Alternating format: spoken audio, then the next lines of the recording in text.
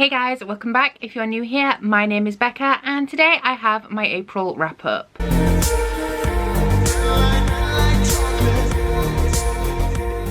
So before we get into the books that I read in April, the day that you guys are watching this is my birthday, and because of that I'm running a little sale on my website that will be going on until Monday evening UK time, and you will get 26% off everything. The link is in the description box and you do not need a code. I just thought I would mention that because anytime I'm doing a sale I forget to mention it in my videos because I film a little bit in advance. So if you have wanted to get some of the candles or body butters from my shop, there is a sale on. You can take advantage of it. So as a reading month, April was pretty good. I managed to read 9 books in total and I completed 8 owls for the magical readathon. The quality of the books I read was a little bit all over the place, as you will see when I show you the stats. And I didn't read the most pages that I have so far this year, but I definitely did work through a lot of books. So because I anticipated reading a lot in April, I have already done a mid-month wrap-up. So if you would like to see reviews for these 4 books, which is You by Caroline Kepnes, A Closed and Common Orbit by Becky Chambers, Scythe by Neil Schusterman, and Down Among the Sticks and Bones, I would recommend checking out my mid-month wrap-up. I will link it up here for you guys and you can check out those reviews if you would like to. No spoiler alert for the rest of this video. If you like seeing me review books positively and you like it when I enjoy books, I would definitely recommend checking out that wrap-up because we had no 5-star reads for the rest of the month. Yes, you heard me right. Everything that I read in the second half of the month was pretty disappointing. I only have 1 book that I rated above a 3 stars and we have 3 2 stars to get through in this wrap up. So before I get into the reviews for the books that I read in the second half of the month, let's do the stats. So in the month of April, I read a total of 9 books. This adds up to 3,450 pages, which is an average of 115 pages per day. For the star ratings, we had 3 2-star reads, 2 3-star reads, 1 4-star read, and 3 5 stars. The average rating for the month was 3.4. The demographics were really interesting this month. I read 7 adult books and only 2 young adults. And for the formats, we had 6 standard novels, 1 collection of short stories, and 1 novella. The genres were a really mixed bag. We had 4 fantasies, 1 dystopian, 1 thriller, 1 science fiction, 1 contemporary, and 1 magical realism. And for the places where I sourced these books from, 5 of them were from my pre-existing own TBR before the start of 2019, 3 of them were library books, and 1 of them I hauled this year. And now that that's all done with, let us get into the wrap up. So the first book that I finished in the second half of the month was The Last Wish by Andrzej Sapkowski. This is a collection of adult fantasy short stories. It is the first book in the Witcher series, which is the series of books that the games are based on, and it follows Geralt of Rivia, who is a witcher, which is essentially a monster hunter. So I gave this book 2 stars. I didn't really like it. You guys know that short fiction is not generally my thing. I am really interested in this series, but I'm essentially only reading the short stories because they come before the core novels of this series, and I didn't anticipate to love this. Now, while I didn't anticipate to love it, I did think I would enjoy it a little bit more, but the majority of the stories in this book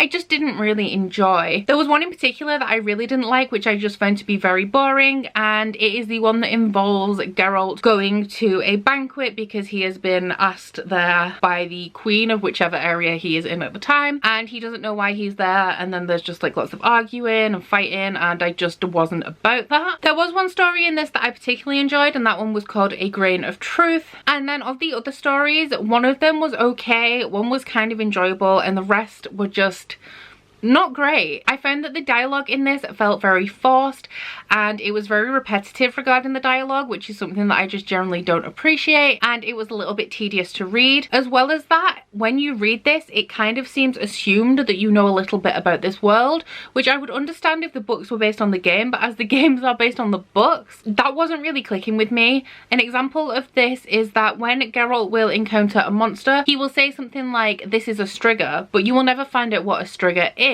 And while it's not exactly stream of consciousness, you are very much in Geralt's head, and it's written kind of as though you are Geralt and you already know everything contained in his mind, when obviously as readers we don't. Now, the things that I did enjoy about this short story collection is the fairy tale references.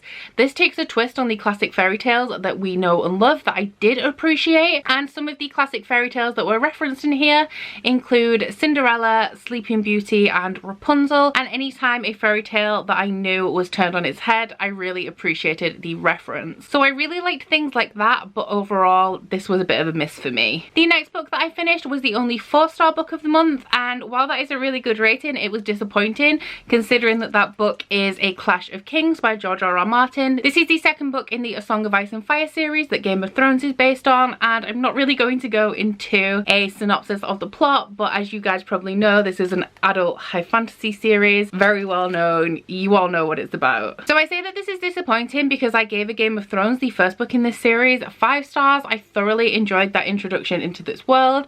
I loved the foreshadowing that was included for the rest of the show. I loved the insight into the characters' minds that I know and love from the show. However, the things that I didn't really like about this one is that it is around 900 pages and not a lot happens in here really. Obviously we have quite a few plot points, but if you have seen the show or read the books and you think about the shock factor of the thing that happens at the end of the first book, and then we have multiple points of shock in the third book. In the second season of Game of Thrones and in A Clash of Kings, not a lot happens that is as shocking as in the other installments of this series. And one of the things that I really love about Game of Thrones, both as a show and as a series of books, is that nobody is safe. Anyone can die at any time, and George R.R. Martin will just kill anyone. He will destroy the characters you love because that makes a good story, even if it hurts your soul. This one felt like a lot of politics. It was a lot of people behind the scenes of the actual action, moving pieces around on like the chessboard of the war and planning strategies for war. The majority of the battles that happen in this book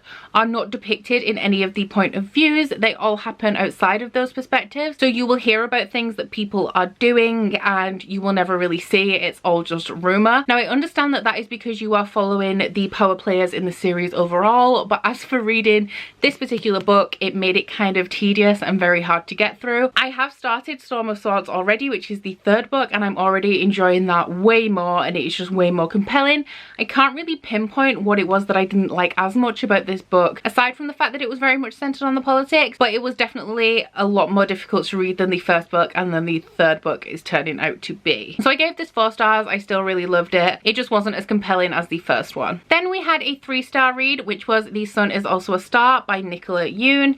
This is a young adult contemporary that follows 2 teenagers in New York City. One is, I think he's Korean American if I remember correctly, and the other one is a Jamaican immigrant. The Korean American boy Daniel is on his way to a Yale interview, and the Jamaican immigrant, who is our female protagonist Natasha, is on her way to try and find people to help her, because at the end of this day she's going to be deported back to Jamaica because the government has found out that her family are illegal immigrants. Now this book gets criticised a lot for insta-love because it does take place over a 24-hour period. It is a contemporary romance story. You know that straight off the bat, that this is going to be a romance between our 2 main characters, and I have to admit I'm not a huge fan of young adult contemporaries anymore, but I do like them because they're fun and they're fast and they're like really light reads. And for the longest time while reading this book, I wasn't really enjoying it. The good thing I will say about it is that it is very fast paced. There are multiple chapters in this book that are very short. For example, these 2 are less than a page each, so that made for a really quick reading experience, and I did read this book in 2 sittings. However, that did make it a little bit disjointed at first. There were chapters that would alternate between Natasha and Daniel, and it's the same scene, so it's kind of a continuation of what's happening from each of their perspectives, but it could just be a little bit jarring in places. Something I did enjoy about this is that you get the perspectives of people that they encounter throughout the day, like the train conductor who is conducting the train that Daniel is on as he heads into New York.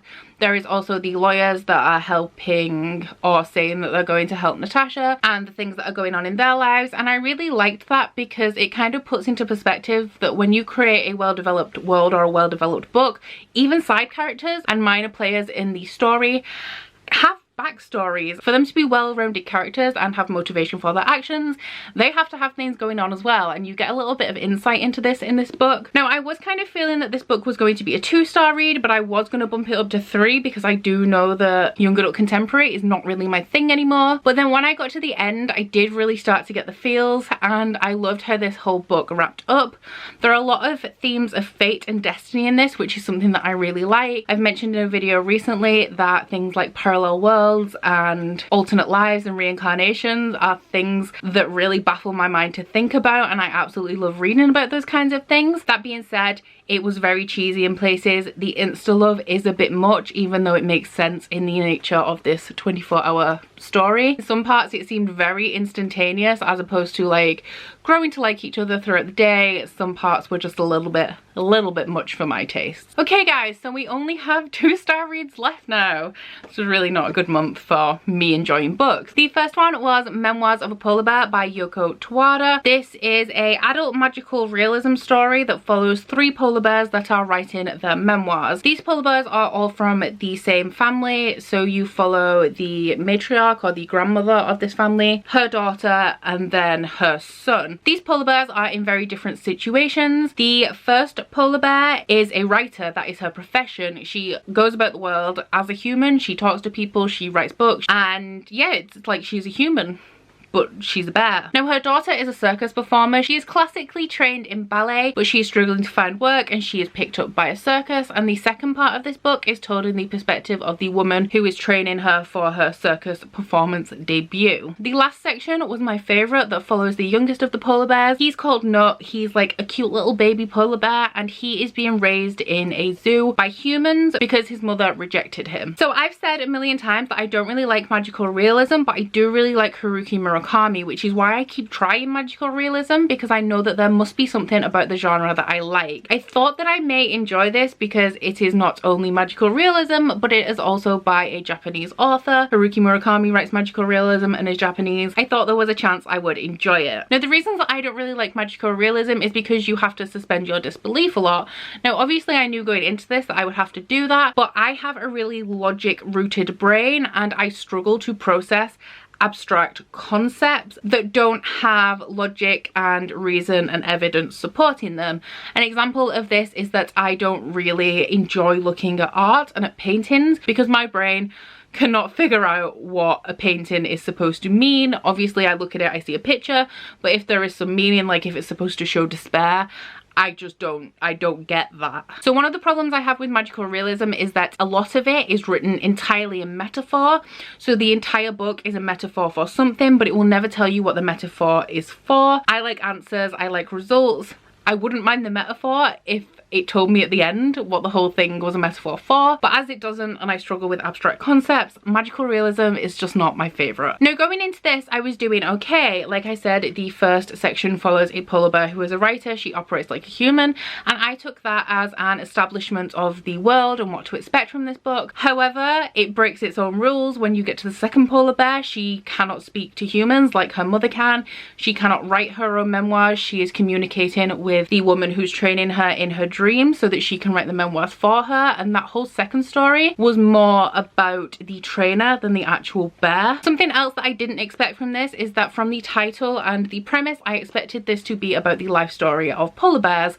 I love animals more than humans, so anything that sounds as bizarre as this and follows animals, like I had to give it a try. But this book is more about the process of the animals writing their memoirs than what they actually do with their lives. Now the third one was my favourite because I think it illustrated how animals who are raised by humans and are not in their natural habitat adapt very differently. A lot of the other animals in the zoo where this little baby polar bear was growing up were laughing at him because he didn't know anything about his own species. He knew nothing about polar bears and he thought that this person who was raising him was his mother, and I thought that that was really sad. Obviously polar bears are endangered because of global warming and their natural habitat is disappearing, and so that bit, like, it got me, and I did enjoy that last section a little bit more than the rest. However, that did have its weird parts. Michael Jackson was in it for a little bit and I wasn't about that. I didn't understand the relevance, but I got the reference and I was confused. And the other thing that I didn't really like about this may not be necessarily the book's fault, but more of a limitation of my knowledge. I discovered that the author of this book is Japanese, and in the 1980s-ish she did move to Germany. Now the setting of this book is not Japan as I originally thought most of it would be going into it. This book takes place in Russia and in Germany from around the 1940s, 1950s up until the early 21st century, probably sometime in the early 2000s. And like I said, magical realism communism doesn't really explain the world because it's set in the real world a lot of the time. There was a lot of mention of politics in this book, and I feel like it's expected that the reader knows a little bit about communism and socialism and the political climate in both Russia and Germany at these times, especially for Germany at around the time that the Berlin Wall was standing and when it came down. I do not know a lot about these topics. I know a little bit. I've been to Berlin and I've seen like the wall and learned a little bit of the history, but I don't really know anything about communism or socialism, and a lot of things were really relevant to that, like why certain characters behaved the way they did, but I didn't understand that because I don't know a lot about that period in history. Overall, I would say that while I gave this a low rating, if you are interested in this, then go ahead and read it, because I am not a good person to review this book because it is very much outside of my comfort zone and not the kind of thing that I like to read. And then the last book that I read in the month of April was After Alice by Gregory Maguire. I also gave this 2 stars. Now, this was for my Bookopoly challenge to read the lowest rated book on my Goodreads TBR, so I thought it would be interesting to figure out whether my rating was similar to the average rating.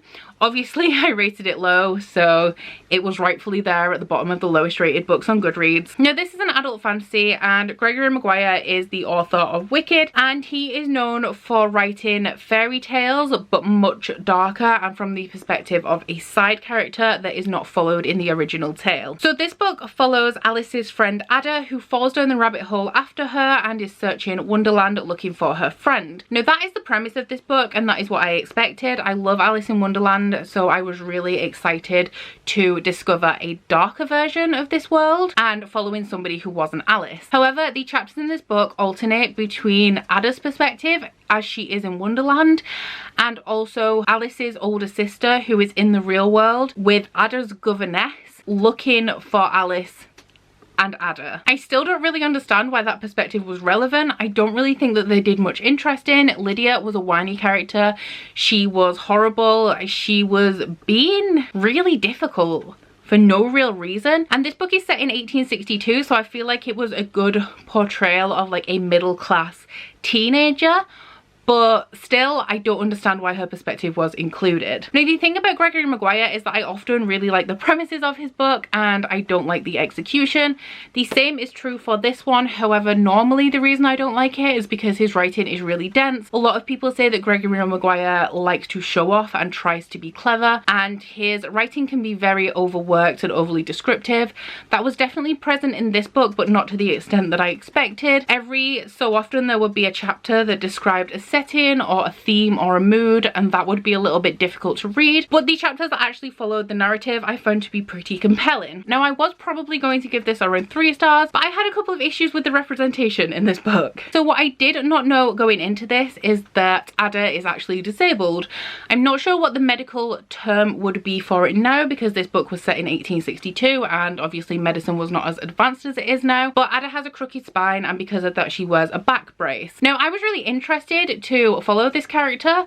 However, as soon as she falls into Wonderland, her back brace springs off and she is just fine and dandy and is just like an able-bodied human. Now, I am not a known voices reviewer for any kind of minority really, so I cannot speak on the representation of this, but I think that it is pretty well known that good representation of disability in books shows characters living and loving their life with a disability as opposed to only being able to enjoy their lives when they are miraculously cured. The second thing that I didn't really like in this is that there is a young black child in this called Siam, and one of the characters has liberated him from slavery. Now, the way that this character was treated was kind of indicative of the time. He was looked upon with curiosity. A lot of people in Oxford in England will not have seen any black people at this period in history. I completely understand that, and that is a good representation of the setting of this book. However, there is one instance that I had a real problem with in this, and Siam slips a chess piece into his pocket and he is found out later on in the book. Lydia, the character we don't like, decides that she is going to tell his like adoptive parent what he has done, and she leaves him alone. She comes back and he is gone.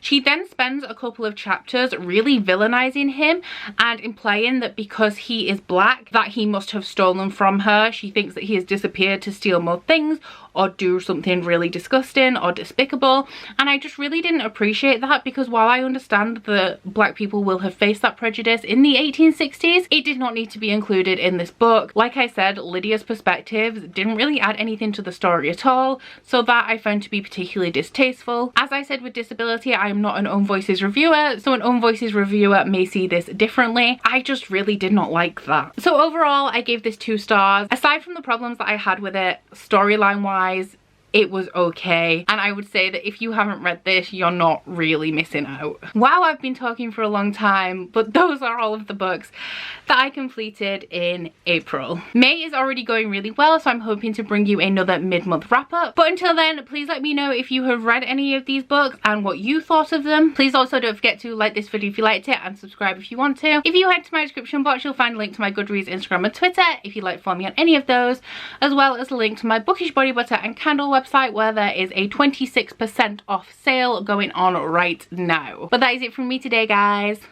Bye. Oh, you bite your friend like chocolate. You say you'll go where nobody knows, with guns hidden under our petticoats. We're never gonna quit it, no, we're never gonna quit it, no.